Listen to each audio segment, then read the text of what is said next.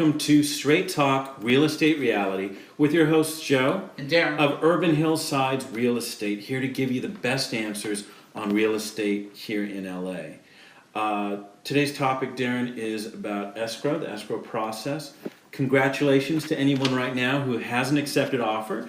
You're about to, or you're in the escrow process, and it gives people anxiety, it gives people excitement. It's quite an achievement that you've gotten to this point. So one of the things we hope to do today is just give you some basics and some goals on what you're trying to get done in escrow.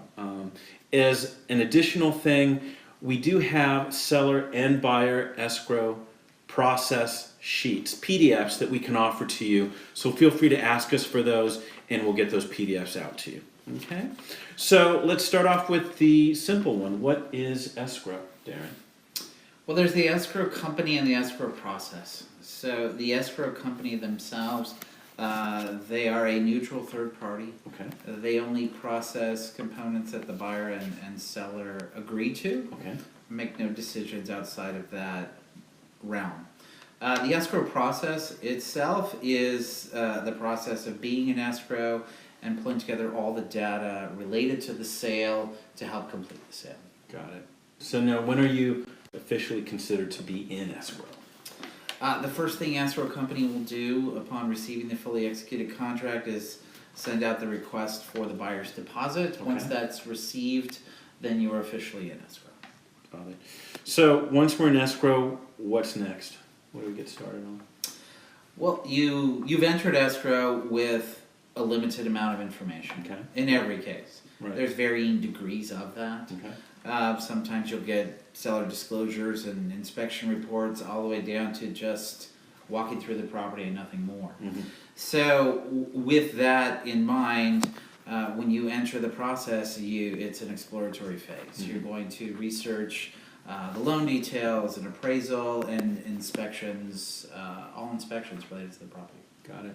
So with those inspections might come issues. There are always issues with a house most of the time. What do we do with those issues? How do we tackle them? And that's dependent upon the market conditions, Mm-hmm. seller and buyer dynamics, and what the issues are, obviously. There are issues that can arise where a buyer may want to just walk away. They're no longer interested in the property. Okay.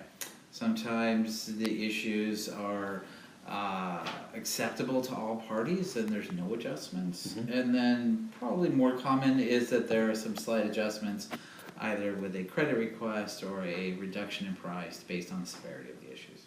Got it. Okay, so when is the buyer fully committed? When are they all in and it is a purchase? Like I said, you enter the process with limited knowledge, and Mm-hmm. you have contingencies that will allow you to buyer to back out of the process if they do it within the timelines allotted in the contract and agreed upon. Right. The main contingencies are loan, appraisal, and inspection. Right. And as you work through all those, if you've agreed with the knowledge that you have, agreed to everything, you remove those contingencies. At that point, you are fully committed to the process. Right. And if you back out, then your deposit could be at risk. Right. Okay.